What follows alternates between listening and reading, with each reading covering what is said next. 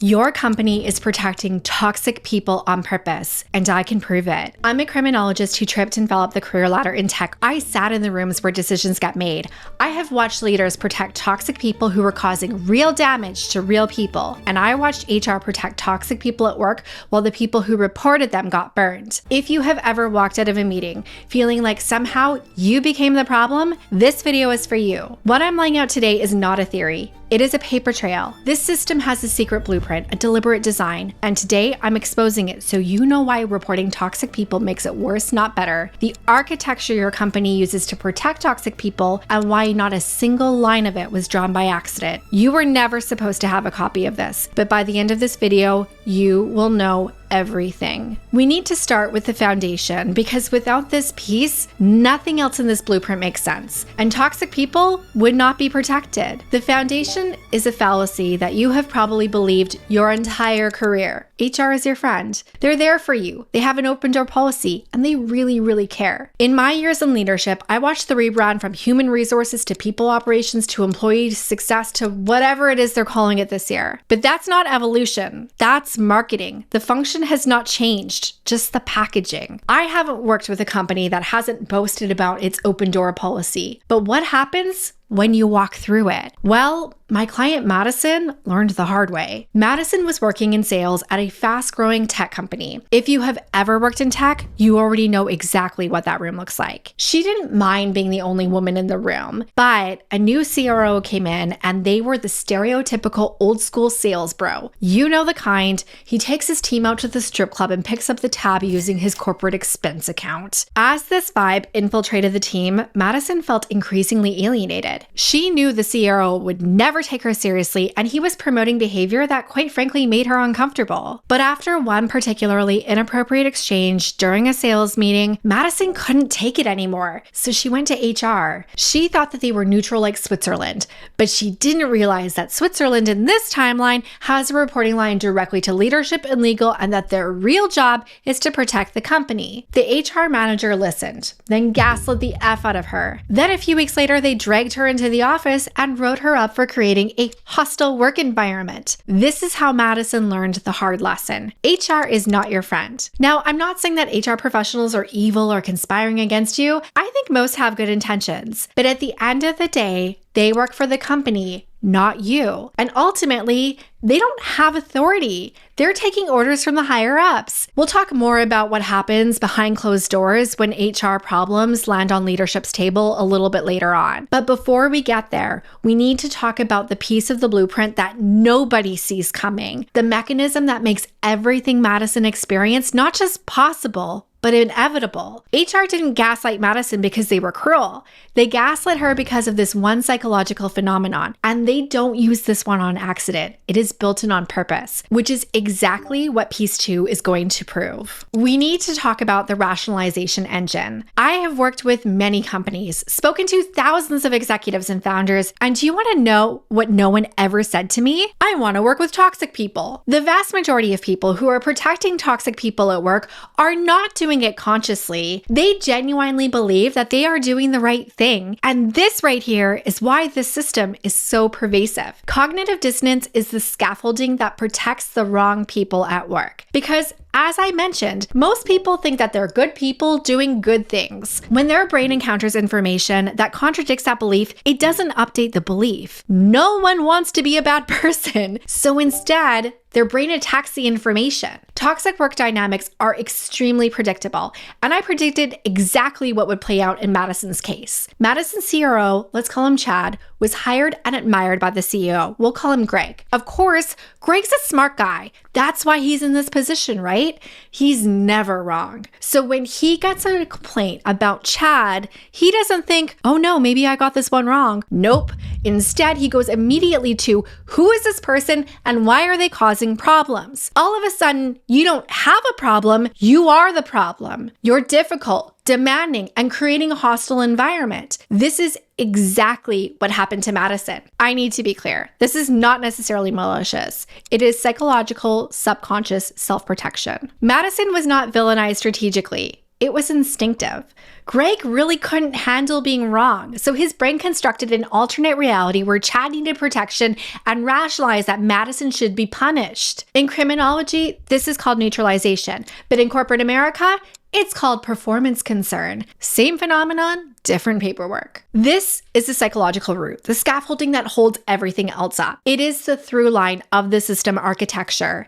And this is something that most people never figure out. It's not about being believed, it's about psychological compatibility with pre-existing beliefs, which brings us to the next layer. And this is one that actually gives the system teeth to protect toxic people. The liability equation. This is where legal reality gets put on top of psychology. There's something blindingly obvious that most people don't think about. Investigating, disciplining, and even firing toxic people creates legal exposure. While there are companies in at-will states that will take their chances because they can fire you for no reason at all, most don't want to risk a lawsuit. When you report workplace toxicity, they need to investigate it. That creates a paper trail, and that paper trail is discoverable in court. Every investigation without action is a confession that they knew about the problem and they chose not to do anything about it. So if I were a lawyer, which I am not, this is not legal advice, please hire one, I would venture to say that the smartest thing a company could do in response to your complaint is nothing,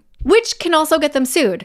But by the time that lawsuit arrives, it's a future legal department's problem. And future problems are very easy to ignore when today's stock prices look great. But this is where things get really interesting.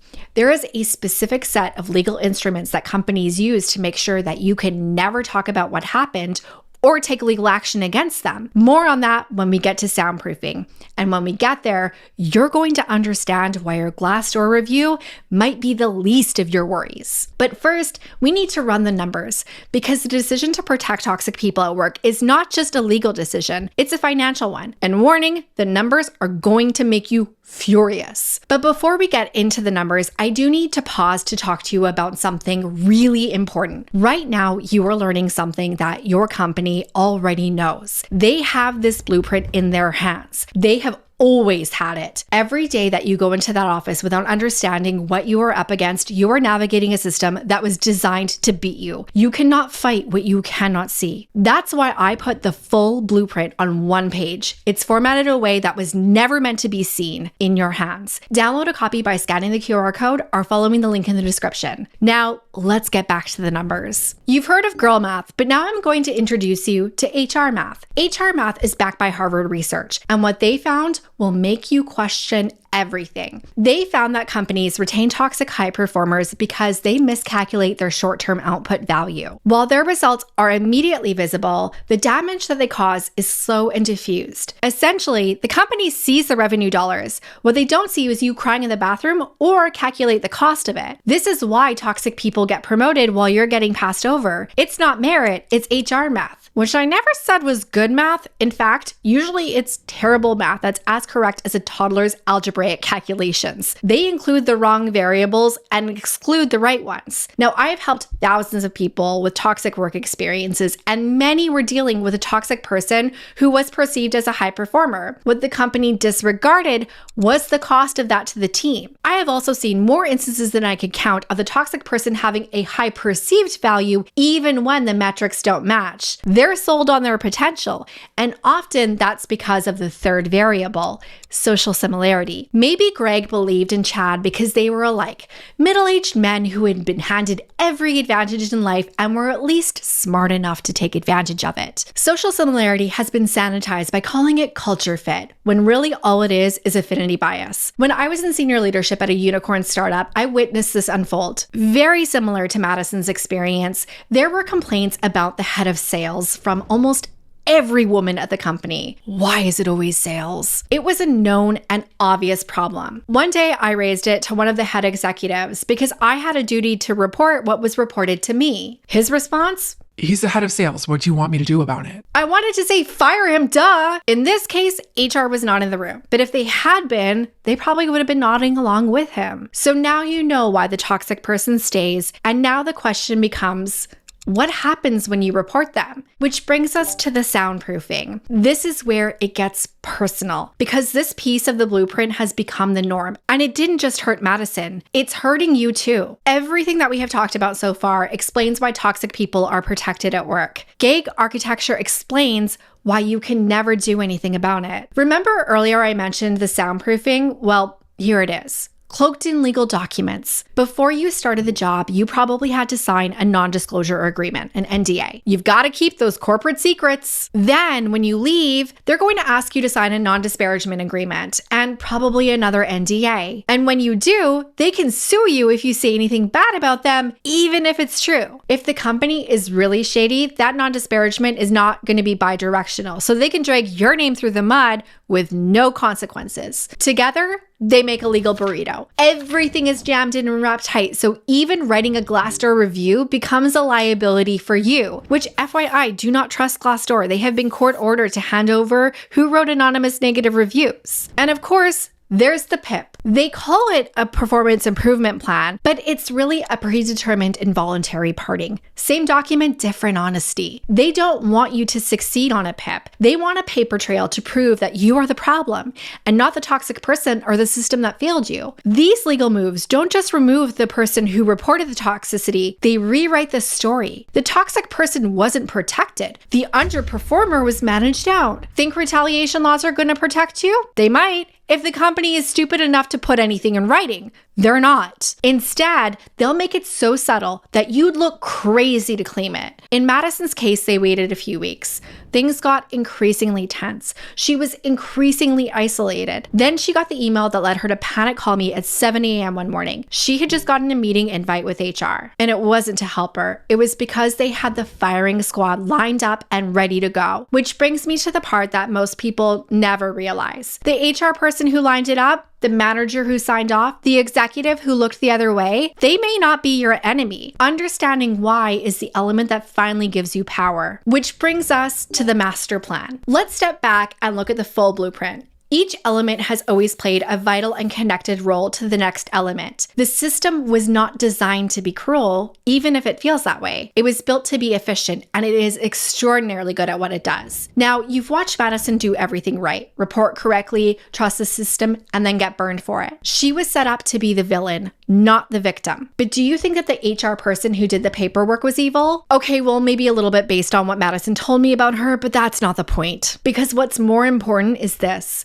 That HR person is an employee with bills to pay and a boss barking orders. Making waves makes you a target while complicity keeps you safe. And this is what I see happening all the time. The participants who uphold the architecture have no other option without the system turning on them. The mechanisms that protect toxic employees silence anyone who can stop it, whether it's HR or your boss. What I'm saying is this. The system doesn't need villains to function. It just needs people doing the jobs that they were paid to do. That's what makes the system almost impossible to fight. As a criminologist, I have studied systems that protect harmful conduct, not through conspiracy, but through their architecture. And what I'm looking at here is textbook organizational protection, a system that doesn't need bad people to produce bad outcomes. The thing is, it's a pattern. It repeats. Identifying it is the first step, and you just took it. You now have something that you were never supposed to have, the blueprint. All 6 pieces, the master plan, which brings us to the question that I promised to answer at the beginning of this video. What can you do about it? If you're like most of my clients, you're probably feeling a weird mix of vindication and outrage right now. Good. That means that you see the system and seeing it positions you to disrupt it. The first step is to stop playing by the rules they told you to follow. Stop expecting HR to help. Treat them as a system of record. That's what their job actually is. When you raise concerns and nothing happens, that's not a failure. That's a system confirming exactly what we've been talking about. The most important thing you're going to do is learn how to outsmart the toxic people at work. This is how you weaponize the architecture against itself. In fact, I want you to go watch this video next, where I reveal exactly how you are going to do that. I'll see you over there, bestie.